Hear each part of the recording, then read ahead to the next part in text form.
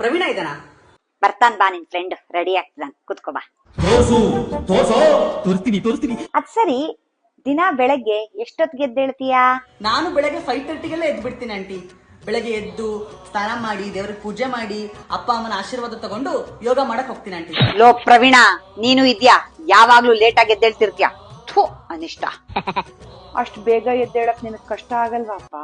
ಅಯ್ಯೋ ಆಂಟಿ, ಜಗತ್ತಿಗೆ ಬೆಳಕು ಕೊಡೋ ಅಷ್ಟು ದಪ್ಪಗಿರೋ ಸೂರ್ಯನೇ ಬೇಗ ಹೇಳ್ಬೇಕಾದ್ರೆ ಇನ್ ನಮ್ಗೆಲ್ಲ ಏನ್ ಕಷ್ಟ ಆಂಟಿ. ಈ ನನ್ ಮಗ ಇದಾನಲ್ಲ, 24 ಗಂಟೆ ರೀಲ್ಸ್ ನೋಡ್ತಾ ಕೂತಿರ್ತಾನ ಮೊಬೈಲ್ ಅಲ್ಲಿ. ನೀನ್ ನೋಡಲ್ವಾ? ಅಯ್ಯೋ, ಫೋನ್ ತುಂಬಾ ನೋಡ್ತಾ ಇದ್ದೆ ಆಂಟಿ. ಆಮೇಲೆ ಒಂದಿನ ನಮ್ಮಮ್ಮ ವಾಟ್ಸ್ಆಪ್ ಅಲ್ಲಿ ಒಂದು ಫಾರ್ವರ್ಡ್ ಮೆಸೇಜ್ ಕಳ್ಸಿದ್ರು, ಮಗನೇ ನೀ ಜಾಸ್ತಿ ನೋಡಿದ್ರೆ ಫೋನು ನೀನು ಗಾನು ಅಂತ. ಅದಾದ್ಮೇಲೆ ನಮ್ಮ ಅಮ್ಮಂಗೆ ಗೌರವ ಕೊಟ್ಟು ಥ್ಯಾಂಕ್ ಯು ಅಮ್ಮ ಅಂತ ಅವ್ರು ಕಳಿಸ್ಬಿಟ್ಟು ಫೋನ್ ನೋಡೋದ್ ಬಿಟ್ಬಿಟ್ಟೆ ಆಂಟಿ. ನಿಮ್ಮ ಅಪ್ಪ ಅಮ್ಮ ನಿನ್ನ ಮಗನಾಗ್ ಪಡಿಯೋಕೆ 7 ಜನ್ಮದ ಪುಣ್ಯ ಮಾಡಿದ್ದಾರೆ. ನನ್ನ ಹೊಟ್ಟೆಲಿ ಹೆಗಣ ಹುಟ್ಟಂಗೆ ಈ ದಂಡಪಿಂಡ ಹುಟ್ಬಿಟ್ಟ. ಹೌದು ಆಂಟಿ, ನೀವ್ ಫೋನ್ ಮಾಡಿದಾಗಲೆಲ್ಲ ನಿಮ್ ನಂಬರ್ ನೋಡ್ತಾ ಇದ್ದಂಗೆ ನಾನು ಫೋನೇ ಪಿಕ್ ಮಾಡಲ್ಲ. ನಂಗೆ ತುಂಬಾ ಬೇಜಾರಾಗತ್ತೆ ಆಂಟಿ. ಸುಮಾರು ಸಲ ಹತ್ತು ಬಿಟ್ಟಿದ್ದೀನಿ ಆಂಟಿ, ನಿಮ್ಗೆ ಈ ತರ ಮಾಡ್ತಾನಲ್ಲ ಅಂತ.